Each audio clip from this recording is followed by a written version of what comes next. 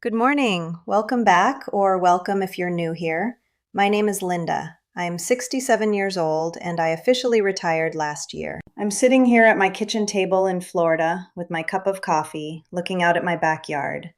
And today I want to talk about something that is honestly very embarrassing for me to admit. I want to talk about my biggest regret about retirement. It's something I rarely say out loud to anyone, not even to my own family, because I feel like I should be incredibly grateful to have reached this stage of life. When we get to this age, everyone expects us to simply be excited about everything. They expect us to be constantly happy because we finally stopped working, finally turned in the paperwork, and supposedly started living the absolute dream we had been sold for decades. But my life looks nothing like a vacation brochure or a television commercial about retirement. I live on a very strict fixed income, and I watch my grocery budget like a hawk every single week. But the truth is, my biggest regret about the way I handled my transition into retirement has absolutely nothing to do with money, bills, or investments. It has to do with silence. The complete, crushing, deafening silence of my house on an ordinary Tuesday morning. I retired last year, and I was so focused on the financial math of it all that I completely forgot to prepare for the emotional math of such a drastic life change. I thought the hard part was simply saving enough money to survive the next 20 years. I had no idea that the hardest part would be figuring out how to exist when nobody needs you for anything. You wake up on a Tuesday. The house is perfectly quiet. You drink your coffee, look at the clock, and realize you have 14 entire hours to fill before you go back to bed. And that is a very strange feeling. Not a good kind of strange, just strange. You wake up and realize that your entire identity was left behind in a cardboard box at your old office. And that brings a kind of anxiety that nobody explains to you before you sign the retirement papers. I'm not going to give you a 5-step system for finding your life purpose. I'm not an expert in any of this. I'm just going to tell you what happened to me, the mistakes I made, and what I discovered when the silence finally became too loud to ignore. Last week, I was at Publix, which is the grocery store I go to here in Florida. I was in the produce section, looking at the price of bell peppers. They were ridiculously expensive. I was doing the math in my head, trying to decide whether I really needed them for the recipe I was planning to make, or whether I could just leave them out. And suddenly, right there in the middle of the aisle, I felt this massive wave of regret wash over me. It was so strong that I had to grab the handle of the shopping cart with both hands just to steady myself. That regret was not about the price of vegetables. It was about how completely unprepared I was for the reality of a Tuesday morning. I want to take you back to my last day of work so you understand. It was March 31st, 2023. I had been working at a physical therapy clinic as the front desk coordinator for 4 years. But before that, I had been the office manager at a mid-sized dental practice in Akron, Ohio for decades. I worked at that dental office from 1985 to 2019. That is 34 years in one building. I knew the filing system better than I knew my own house. I knew the names of the patient's grandchildren. I knew which dental hygienist liked her coffee black and which one needed 2 packets of sugar. I ordered the supplies, managed the schedules, and when the credit card machine broke, I was the one who fixed it. I was the central nervous system of that little office. If someone had a problem, they came to my desk. It was incredibly stressful. I came home exhausted. But it was also deeply validating. We build an entire ego around being the person who has the answers. When you retire, nobody comes to your desk for help anymore. In fact, you don't even have a desk anymore. You just have a kitchen table with a floral plastic placemat. And the loss of that daily validation is a very specific kind of grief. You don't realize how much energy you get from solving daily problems until the problems disappear completely. I worked for 46 years of my life. I never took long breaks. On my last day at the clinic, my coworkers bought me a grocery store cake. It had white frosting and blue letters that said, "Happy retirement, Linda." We stood in the small break room eating it off paper plates. It lasted maybe 15 minutes. Then I packed my things into a cardboard box, drove home, set the box on the counter, and just stood there. I had no idea what to do next. My regret is that I did not make a gradual transition. I regret cutting everything off all at once. The shock to my physical and mental system was brutal. The first month felt like a vacation. By the second month, I no longer knew with myself. By the third month, I was watching a lot of television in the afternoon and feeling vaguely guilty about it every single day.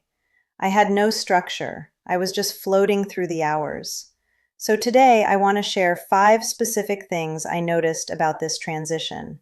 Things I wish someone had explained to me before I stopped working. Things about money, time, and the reality of living alone that no one mentions in those lifestyle magazines. The first thing I noticed is how much I actually miss the routine of work. I don't know, maybe it's just me, but I miss the chaos of the physical therapy clinic. The clinic was always noisy, and the phones never stopped ringing. We had patients coming in constantly after knee replacements and shoulder surgeries. They were frustrated, in pain, and dealing with insurance companies that did not want to pay for their treatments. I was the person who had to explain deductibles to them. I was the person who had to calm them down when they were angry. I used to dream about the day when I could wake up and not have to deal with prior authorizations from insurance companies. I completely romanticized the idea of doing absolutely nothing all day, and that is exactly where the trap was set for me. Because doing absolutely nothing is not a sustainable lifestyle. You cannot build a 20-year plan around the concept of not working. You have to retire into something, not just away from something. I retired from the clinic, but I had nothing planned to replace it. I only had an empty calendar, endless days, and too much free time. I tried reading novels, but my mind would not focus. I tried deep cleaning the house, but that only takes up a few hours a week. I ended up staring out the window, watching my neighbors' cars pull out of their driveways as they left for work. I realized that rest only feels truly relaxing when you are genuinely tired from doing something productive. If you do nothing all day, sitting on the couch does not feel like a luxury. It feels like a waiting room. You are just waiting for the day to end so you can go to sleep and start all over again the next morning. I discovered that we need an anchor in our day, even if it is a small one. Without some kind of commitment pulling us out of bed, inertia takes over frighteningly fast, and rebuilding that momentum by yourself is twice as hard. The second thing I want to talk about is the real math of the budget and my biggest financial mistake. I'm just going to tell you the actual numbers because I think that is far more useful than being vague and pretending everything is perfect. I received $2,140 a month from Social Security.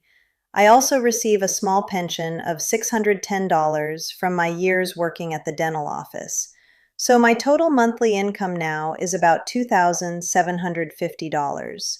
My net worth is fairly modest, around $310,000, which includes my 401k, a small savings account, and the equity in my home after my divorce. I bought this house in Lakeland for $187,000 in 2021, and thankfully it is fully paid off. Not having a monthly mortgage payment is an enormous relief, but the fixed expenses still add up very quickly. I pay $210 in HOA fees, $180 for electricity and water, plus insurance, phone, and everything else. My grocery budget is $320 a month.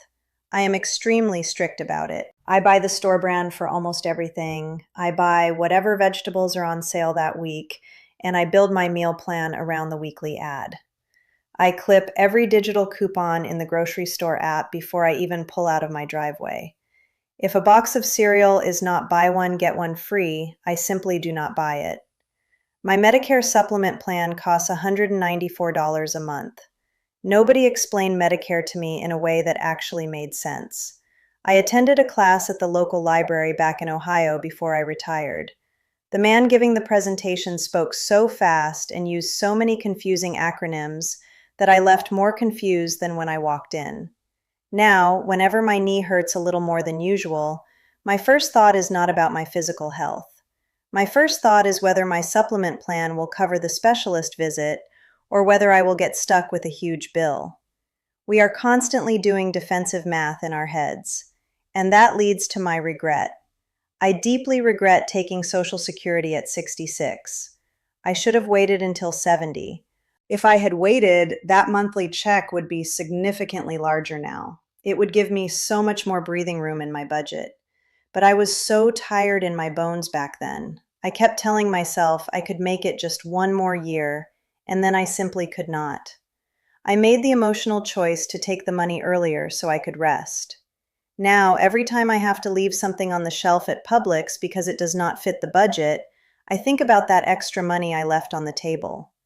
Financial anxiety does not magically disappear when you stop punching the clock.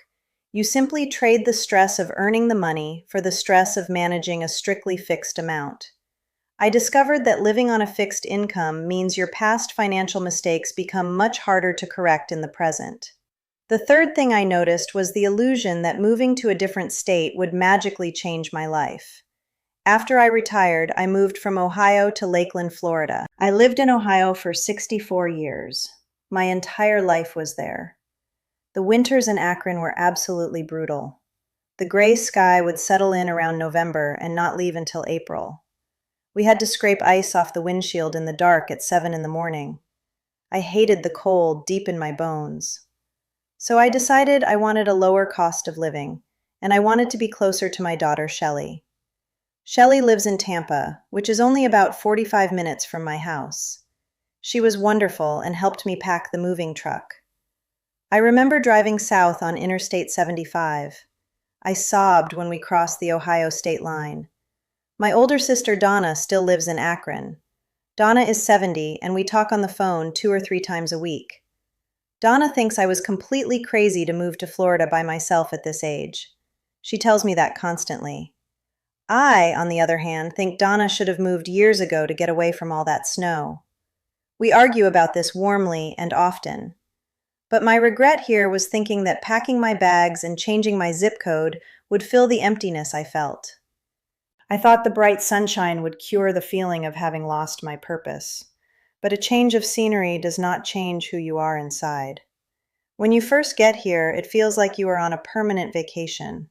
You wear shorts in January, go for walks, and everything feels wonderfully new. But after about 6 months, the novelty wears off completely. The palm trees just become regular trees. The tropical sunshine just becomes the normal weather. The move gave me the exact same life, just in a much warmer climate. I still have to wake up and figure out how to fill the 14 hours ahead of me. I realized that you cannot use geography to solve an identity crisis. You bring your mind and your problems with you wherever you go. And if you do not know who you are in Ohio, you are not going to know who you are in Florida either. The emptiness travels in the suitcase with you, no matter what the temperature is outside. The fourth thing is the cold reality of retiring completely alone. I live alone. I was married for 33 years to my ex-husband, Bob. We got married in 1981 and divorced in 2014 when I was 56. Bob is a decent man. We just drifted apart very slowly over the decades. There was no huge drama in our divorce, no screaming. It was sad in a very quiet and exhausted way. Bob is fine. We simply stopped being married, that was all. He remarried a few years later to a woman named Cheryl. I have met Cheryl twice at our grandchildren's events, and she is perfectly nice. Bob would probably handle this transition into retirement differently than I have.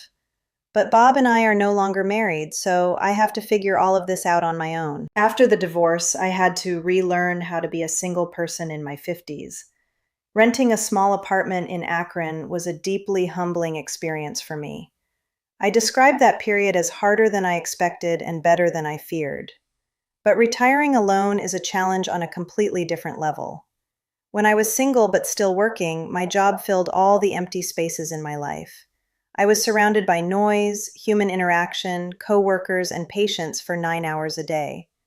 When I came home at the end of the day, the silence in my apartment felt like a blessed relief.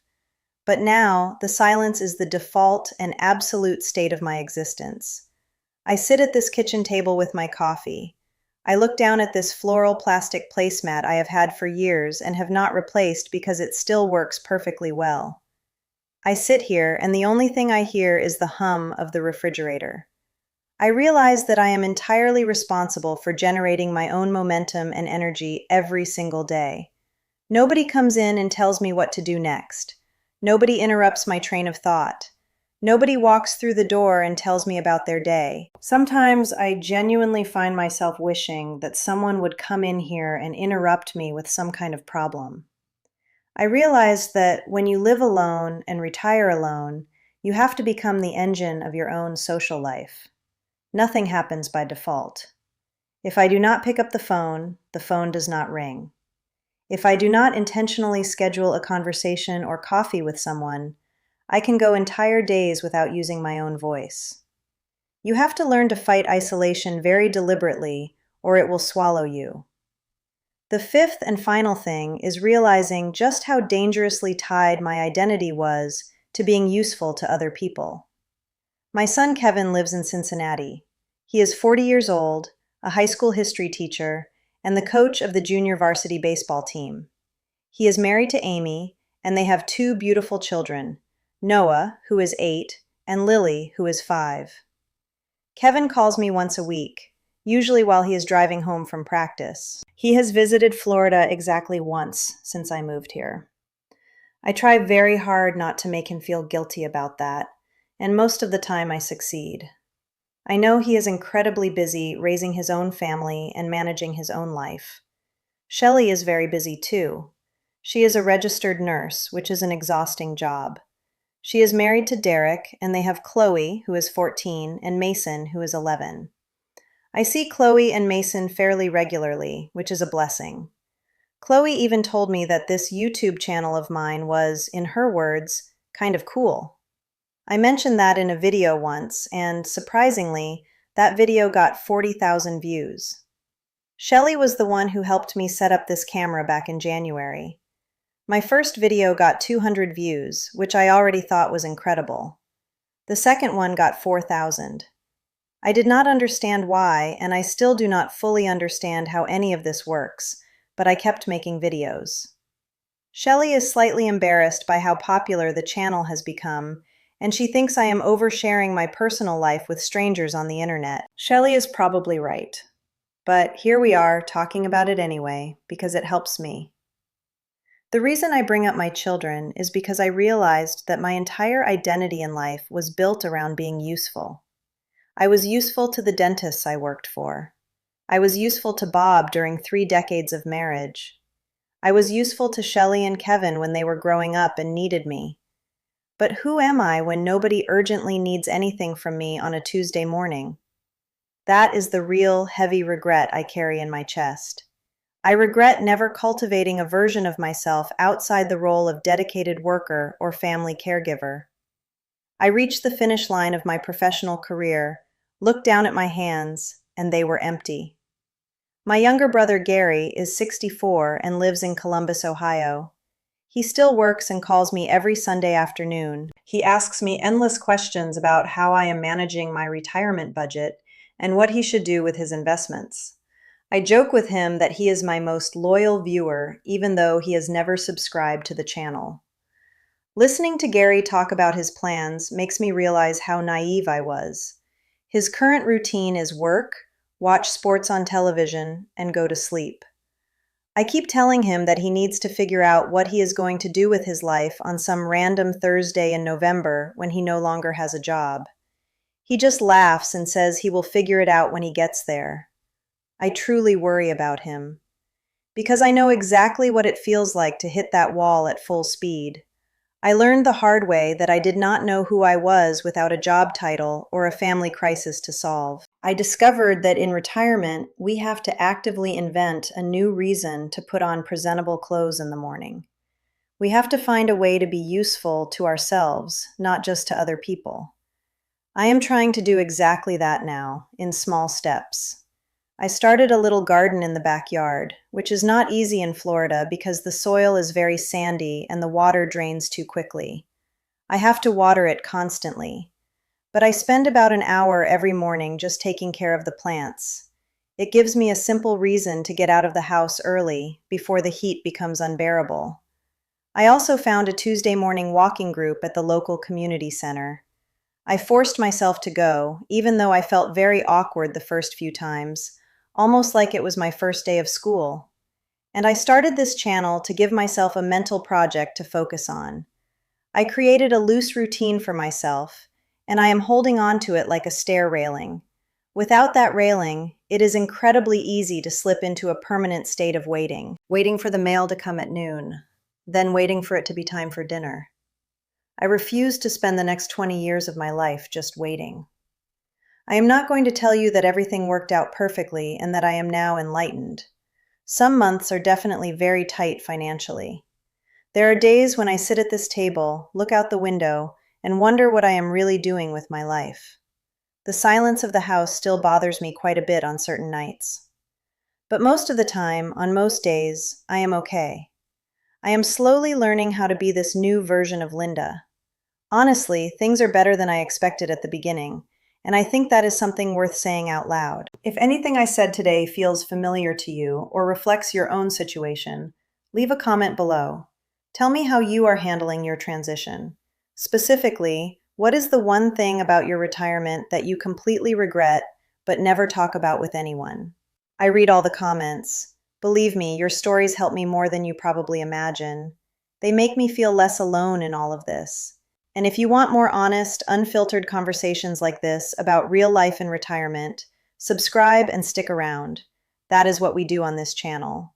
That is all from me for today. I will talk to you next week.